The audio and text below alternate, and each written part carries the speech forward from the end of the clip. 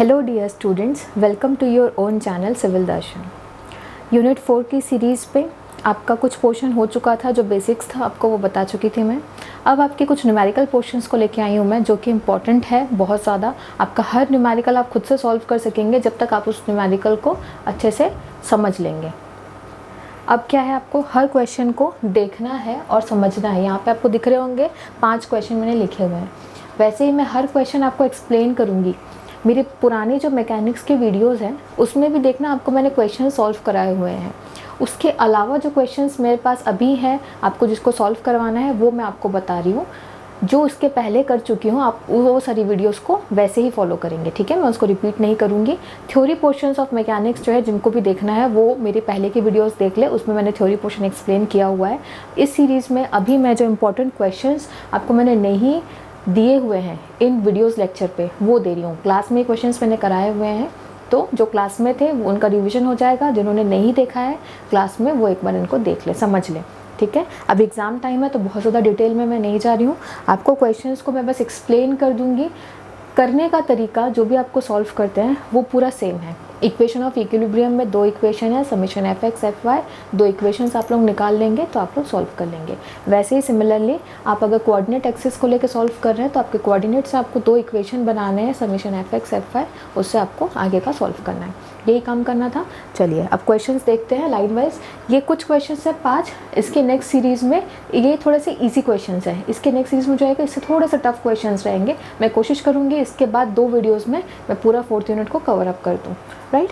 चलिए स्टार्ट करते हैं। फर्स्ट क्वेश्चन में आपको एक कोऑर्डिनेट एक्सिस दिया है। शॉर्ट में क्या दिया है मैं बताती हूँ। एक कोऑर्डिनेट एक्सिस दिया है जिसमें आपको फोर्सेस दिए हैं 2p, 3√3p एंड 4p। अब इन सारे फोर्सेस का आपको दिख रहा होगा एंगल बीच का इसमें प्रोवाइडेड है, कौन से एक्सिस से कितना एंगल लिया हुआ है। यहाँ पे एक एरो भी मार्क किया हुआ है। That means very easy question. आपको इसमें कुछ नहीं करना है, आपको सिर्फ इतना ध्यान रखना है कि जिस कोऑर्डिनेट एक्सिस में ये फोर्स लाई हो रहा है वहाँ से आप एक्स से या वाई से कितने एंगल पे ये फोर्स बन रहा है।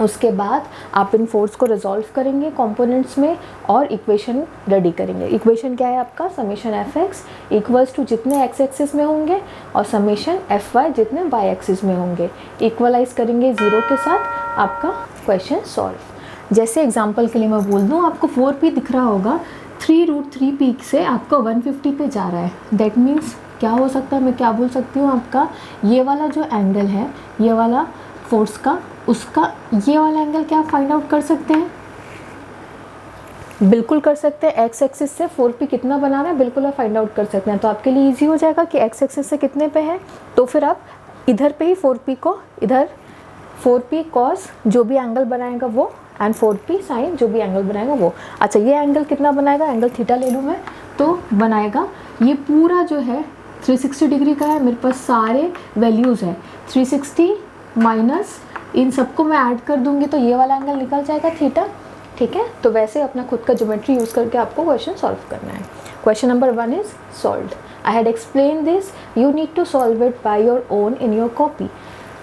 अब चलते हैं सेकंड के ऊपर। सेकंड क्वेश्चन इससे थोड़ा सा अलग है, सिमिलर है कोऑर्डिनेट एक्सिस का बट थोड़ा अलग है। कैसे, देखो आपको डैश डैश पोर्शन में एक वाई एक्सिस दिया होगा, एक एक्स एक्सिस दिया होगा। अब इससे फोर्स जा रहा है P।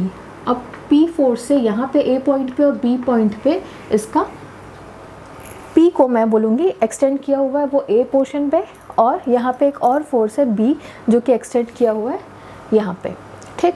अगर मैं इस कोऑर्डिनेट एक्सिस को थोड़ा सा एक्सटेंड कर दूँ, मीन्स आगे बढ़ा दूँ, तो ये कुछ ऐसा दिखेगा, ठीक है। या फिर इसको अगर मैं आगे बढ़ा दूँ तो ये कैसा दिखेगा, कुछ ऐसा दिखेगा, ठीक है। मैं क्या कर सकती हूँ, इन सारे इसको और इसको, दोनों फोर्सेस को, 2 ही फोर्स दिख रहे हैं। एक P जो है, देखो A दोनों सेम है, जो A पॉइंट पे आ रहा है वो भी P फोर्स है, लेकिन B पॉइंट पे जो आ रहा है ये फोर्स आपको यहाँ पे आगे बढ़ता हुआ नहीं दिख रहा है। दैट मीन्स 2 ही फोर्स है, एक P है और एक ये अननोन सा कोई फोर्स है। 2 फोर्स को मैं एक सिंगल कोऑर्डिनेट में कैसे कन्वर्ट कर सकती हूँ, देखो अगर मेरा यहाँ पे एक सिंगल कोऑर्डिनेट है, मेरा P बन रहा है यहाँ पे थीटा डिग्री पे, तो ये जो एक फोर्स है, ये सिंगल आपको दिख रहा है P के साथ कनेक्टेड है, दैट मीन्स ये बना रहा है यहाँ पे 20 डिग्री का एंगल। तो मैं क्या कर सकती हूँ, ये जो इंक्लाइन लाइन है इसको आगे एक्सटेंड करती हूँ, आगे एक्सटेंड करूँगी तो ये 20 डिग्री पे है, तो ये भी कितना होगा, 20 डिग्री पे है, due to the vertically opposite angle.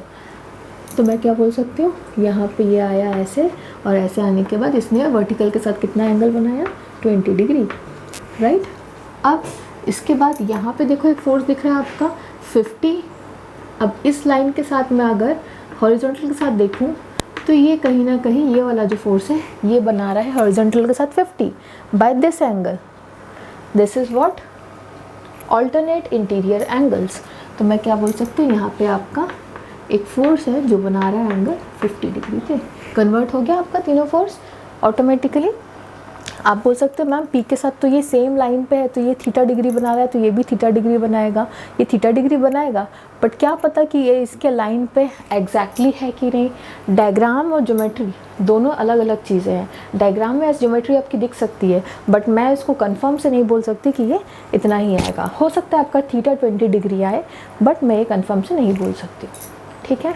अब इन दो क्वेश्चन में सिमिलैरिटी क्या है, एक चीज़ जो मैं बताना चाह रही थी कि आपका सारे फोर्सेस आपने कोऑर्डिनेट में निकाले, उस पर आपने सारे फोर्सेस को कोऑर्डिनेट में निकाला। अब इन कोऑर्डिनेट्स को आप सिंगल जो fx fy वाली इक्वेशन है उससे सॉल्व करेंगे, लेकिन उसके अलावा आपको इसमें कुछ ना कुछ तो पूछा होगा।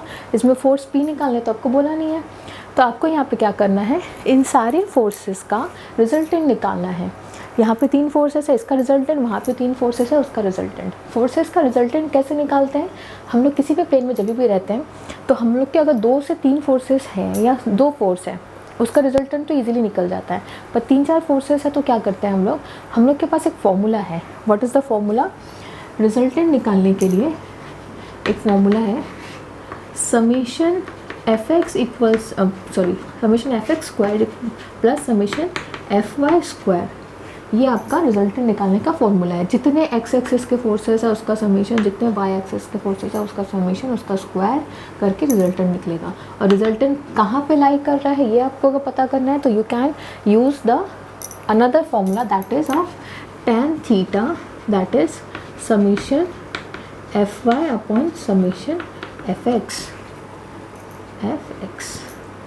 राइट। ये आपका फॉर्मूला है। अब इसमें 2 ही चीज़ निकालनी होगी जबकि कोऑर्डिनेट एक्सिस के 2 क्वेश्चन आएंगे। अब मैं आती हूँ, स्किप करती हूँ थर्ड पे। थर्ड भी देखो आपका थोड़ा सा अलग है, डिफरेंट है। Generalise easy questions of the unit 4th is here, only this 5 or 4 questions, 4 to 5 questions, rest all are similar और थोड़ा सा डिफरेंट है, वो इनसे थोड़ा सा टफर है। और जो क्वेश्चंस मैंने क्लास में सॉल्व कराए हैं उसके भी लेक्चर्स अवेलेबल होंगे, देखना डायग्राम सहित मैंने कराए हैं। और स्टार्टिंग की मेरी जो वीडियोस है उसमें प्रॉब्लम टाइप 1, 2, 3, 4 है, उसमें भी आपको एक बार जाके देख लेना, डायग्राम सहित आपको क्वेश्चन समझ में आ जाए कौन से क्वेश्चन से मैं इसको सॉल्व करा रही हूँ, कौन सा क्वेश्चन मैंने सॉल्व कराया हुआ है, ठीक है। सारे क्वेश्चन इंपॉर्टेंट है, आप उसको एक बार सबको देख के जाएंगे, एकदम मस्ट है। थर्ड क्वेश्चन में देखो यहाँ पे आपको एक फिक्स सपोर्ट दिख रहा है जहाँ से 2 बार्स लगे हुए हैं। ये क्या है आपका, एक हिंज है, ये एक हिंज सपोर्ट है। सपोर्ट रिएक्शन सबको पता है, जो नहीं पता वो थ्योरी क्लास में जाके देखेंगे। अब मुझे इस क्वेश्चन में क्या पूछा जा रहा था, इस क्वेश्चन में पूछा जा रहा था भाई कि कितना फोर्सेस, मेरा फोर्स FAC और फोर्स BC, ये कितना होगा, 2 फोर्सेस मुझे निकालने थे।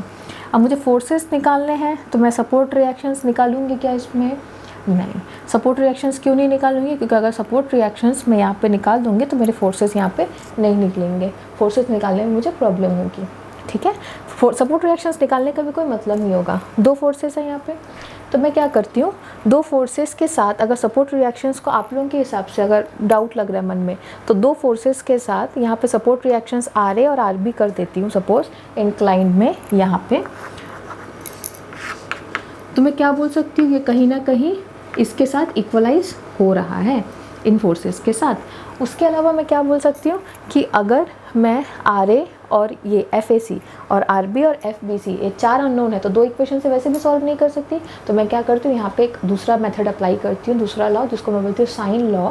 जिस लॉ में मैं क्या करूँगी, इसको एक ट्रायंगल से कंपेयर करूँगी।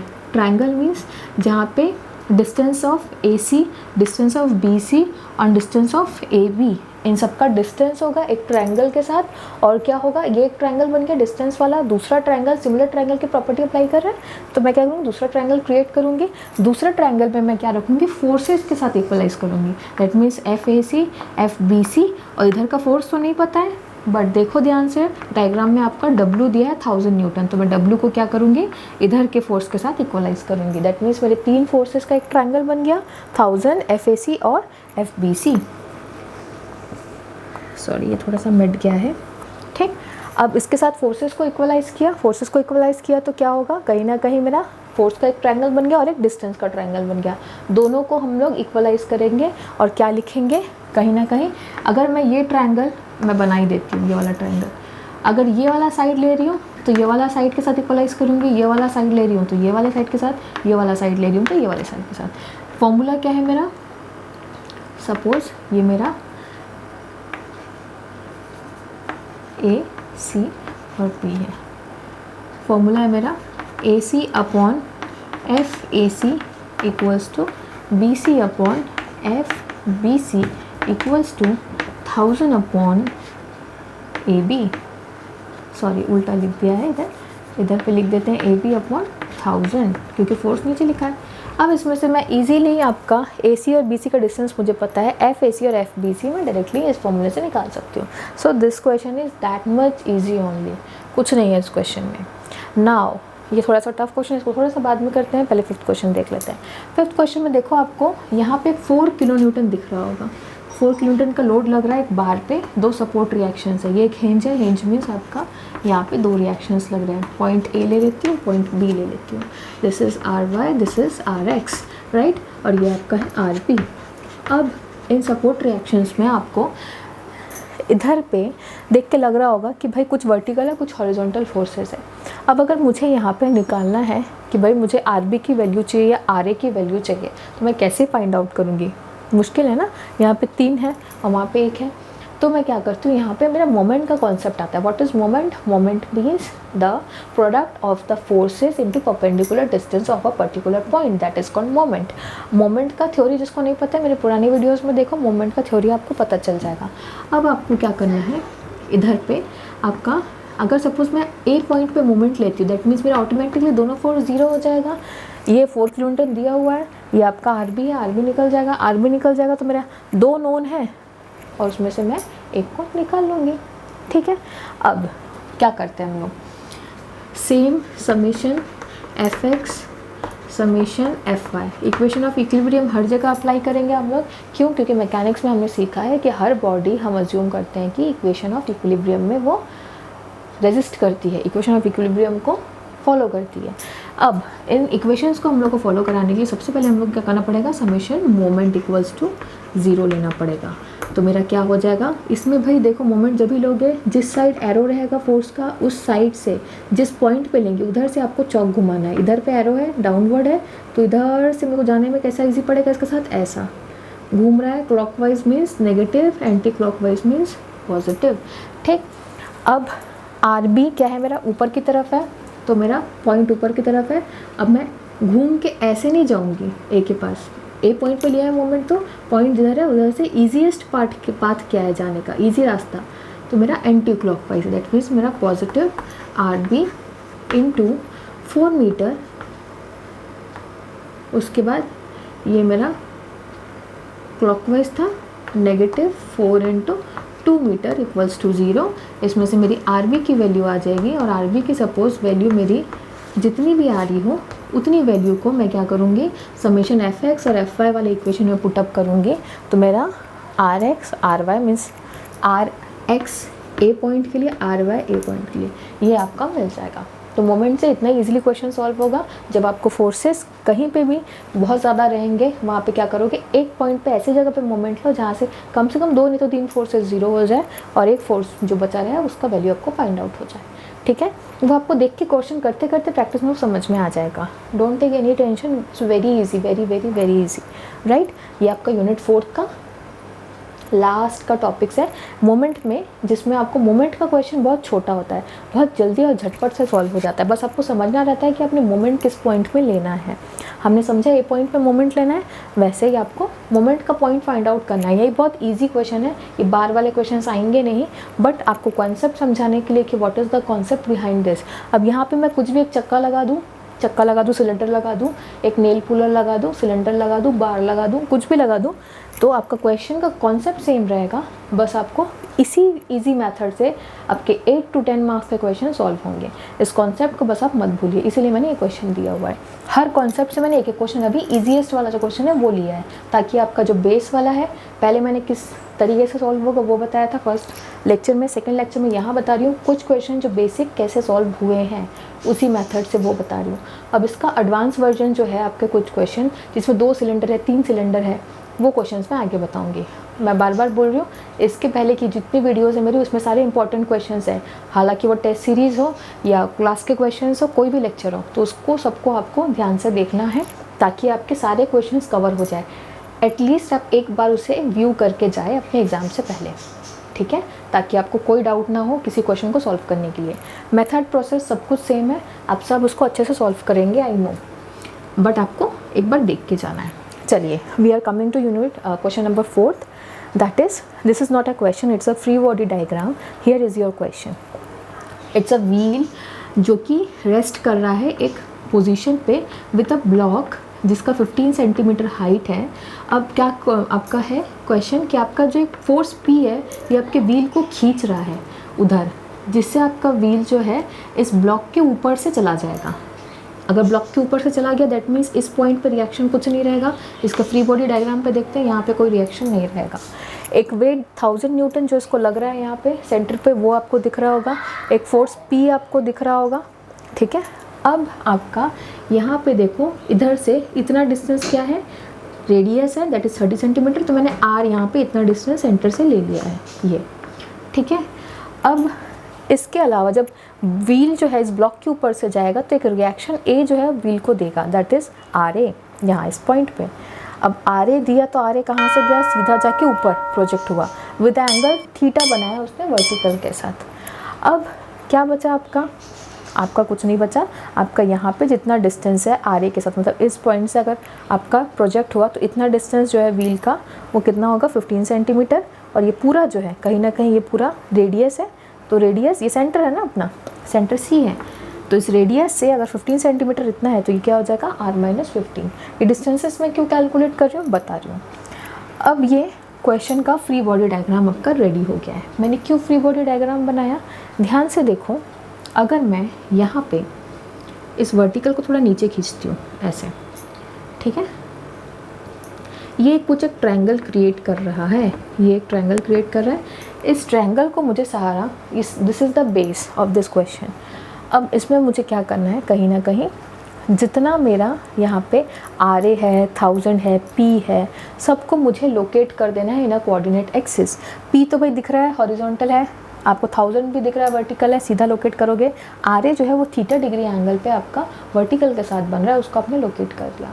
लोकेट करने के बाद आपने इक्वेशन लगाया यहाँ पे समेशन fx समेशन fy, उससे आपको एक रिलेशन मिलेगा, जिस रिलेशन में you will be find out or you will have a value with respect to P because we are not knowing the value of P here। हमको P का value नहीं पता है, तो मैं क्या करूँगी, इधर P के रिलेशन के हिसाब से मैं एक आंसर फाइंड आउट करूँगी। समीशन fx fy का इक्वेशन लगा दिया, इसको कोऑर्डिनेट एक्सिस में चेंज करके, फिर क्या किया मैंने, P के टर्म्स में मुझे कोई आंसर मिलेगा, उस P के टर्म्स को मैं क्या करूँगी, आंसर को मैं यूज़ करूँगी आगे के लिए। कैसे यूज़ करूँगी, देखो। अब आपका ये जो है, इससे मुझे क्या पता चलता है कि ये एक ट्रायंगल फॉर्म कर रहा है कुछ ऐसा। अगर ये थीटा डिग्री पे है तो ये वाला जो है मेरा क्या हो जाएगा, थीटा डिग्री पे हो जाएगा। अगर ये थीटा डिग्री पे है तो मेरा क्वेश्चन में जब भी यहाँ पे इक्वेशन पे एक रिलेशन आ रहा है थीटा के साथ, क्योंकि कहीं ना कहीं आपका RA के साथ थीटा डिग्री बना रहा है, दैट मीन्स इक्वेशन में आंसर में कहीं ना कहीं थीटा का जिक्र हुआ होगा, तो एंगल्स आएंगे आपके, ट्रिग्नोमेट्री यूज़ होगी। अगर वो साइन है, कॉस है, टैन है, जो भी आपका यूज़ हुआ है आपके आंसर पे, ठीक है। अब वो आंसर को आपको क्या करना है, इस थीटा के साथ इक्वलाइज करना है। दैट मीन्स आपको एक ट्रायंगल, इधर पे ये सपोज ट्रायंगल है जहाँ पे थीटा डिग्री यहाँ पे भी बन रहा है, तो इस थीटा डिग्री को आपको इस ट्रायंगल पे भी, ट्रायंगल ई, ये पॉइंट ई है, और इसको बी, ए ई बी में आप ट्रिग्नोमेट्री यूज़ करेंगे विद रिस्पेक्ट टू थीटा। उसके बाद आपका जो भी यहाँ पे से कैलकुलेशन होगा, सारे डिस्टेंसेस आपको दिए गए हैं, इसीलिए जो भी कैलकुलेशन होगा उस कैलकुलेशन के मुताबिक आप क्या करेंगे, इसमें से वैल्यूज़ फाइंड आउट करेंगे। जो थीटा का इक्वेशन आपने निकाला था और यहाँ से थीटा का इक्वेशन निकाला था, दोनों को एक साथ रखेंगे, आपकी पी की वैल्यू फाइंड आउट हो जाएगी। आपको क्वेश्चन में पी की वैल्यू ही फाइंड आउट करनी थी। दोबारा से एक बार समझा रही हूँ, ध्यान से देखो, इसको आप लोग खुद सॉल्व करेंगे तो आप लोगों को याद रहेंगी चीज़ें। ये मैंने क्लास में करवाया हुआ है, जो नहीं आए हैं उनके लिए दोबारा से मैं रिपीट कर रही हूँ, एक बार फिर से देखो, दूसरे तरीके से बता रही हूँ। सबसे पहले कोऑर्डिनेट एक्सिस में इसको चेंज करना है, उसके बाद आपको जो भी आंसर मिलेगा कोऑर्डिनेट एक्सिस में चेंज करोगे तो थीटा के और पी के टर्म्स में कुछ मिलेगा। थीटा के टर्म्स में कोशिश करना कि ट्रिग्नोमेट्री कहीं ना कहीं उसमें आ जाए। ट्रिग्नोमेट्री अगर आ गई तो इसी थीटा को मैं यहाँ प्रोजेक्ट करती हूँ अपोजिट एंगल पे, तो यहाँ पे भी एक एंगल बनता है जो है थीटा। अब इस थीटा पे और इस थीटा पे, दैट मीन्स उधर पे जो थीटा आया होगा ट्रिग्नोमेट्री के साथ, उस टर्म्स को मैं इस थीटा के टर्म्स में दोनों को इक्वलाइज कर सकती हूँ इक्वेशन पे। ठीक, इधर पे क्या करना है मुझे, इसी सेम थीटा को लेके इधर इस ट्रायंगल में एक ट्रिग्नोमेट्री लगानी है। जितना वैल्यू आएगा उस वैल्यू को मैं ऊपर वाला कोऑर्डिनेट एक्सिस के टाइम पे जो आंसर पे थीटा आया है उसके साथ इक्वलाइज करूँगी, तो मेरा कहीं ना कहीं पी के टर्म्स में जो वैल्यू आया था उसका वैल्यू मुझे फाइंड आउट हो जाएगा। और पी का वैल्यू फाइंड आउट हो गया, that means the required answer is nothing. ठीक, आपको सिर्फ पी निकालना था, आपको इसके अलावा आंसर में कुछ भी नहीं है, सिर्फ पी का वैल्यू फाइंड आउट करना था। So this is the all about the easiest question of unit 4। Unit 5 के जो 5 का जब मैं स्टार्ट करूँगी तब भी उसका भी ईजीएस्ट क्वेश्चन बताऊँगी। हालांकि उसमें ईजीएस्ट और टफ कुछ नहीं है, सब लगभग एक ही है, सॉल्यूशन एक ही टाइप का है। तो भी जो भी वेरिएशन होगा वो मैं फर्स्ट क्लास में जो है ईजी वाला बताऊँगी, जैसे कि ये आपका है। इसके बाद जो नेक्स्ट सीरीज़ आएगी मेरी, नेक्स्ट जो क्लास जो अपना टेस्ट का रहेगा सीरीज़, उसमें आपका ऐसे ही 6 से 7 क्वेश्चन रहेंगे, आप खुद सॉल्व करेंगे। मैं क्वेश्चन एक्सप्लेन कर दूँगी बहुत अच्छे से, आपको उसको खुद को सॉल्व करना है। अगर मैं पूरा सॉल्यूशन आपको बता रही हूँ तो आपको क्या होगा, मुश्किल होगी इसको सॉल्व करने में, क्योंकि आप उसको रट लेंगे, आप उसको थॉरो कर लेंगे, बाय हार्ट कर लेंगे, आप उसको एज इट इज़ लिख के आएंगे क्वेश्चन में, पर क्वेश्चन को समझेंगे नहीं। क्वेश्चन को सबसे पहले बनाना कैसे है ये समझना है, फ्री बॉडी डायग्राम क्या होगा, निकालना क्या है, क्वेश्चन को मैं सॉल्व कैसे कर सकता हूँ ईजी वे से, ये 3 चीज़ें आपको याद रहेंगी तो क्वेश्चन सॉल्व हो जाएगा। किसी भी क्वेश्चन को देख के समझ लो, आपको इक्वेशन कैलकुलेटर में पुटअप करना is not a big deal, right. तो आपका ये क्वेश्चन यहीं पे फिनिश होता है। यूनिट 4 के जो नेक्स्ट लेक्चर रहेंगे उसमें टफेस्ट पार्ट बताऊंगी, so don't miss that. If you are having any doubt in this session kindly comment me below. और इसके अलावा जिसने भी सेशन को लाइक नहीं किया है, शेयर नहीं किया है, प्लीज़ डू इट। अगर आपको ऐसी ही लेटेस्ट अपडेट चाहिए तो ये अपडेट्स आपको तुरंत से मिले, इसलिए आप उसको प्लीज़ सब्सक्राइब कीजिए। Okay, so we are closing the chapter here, this session for this lecture only.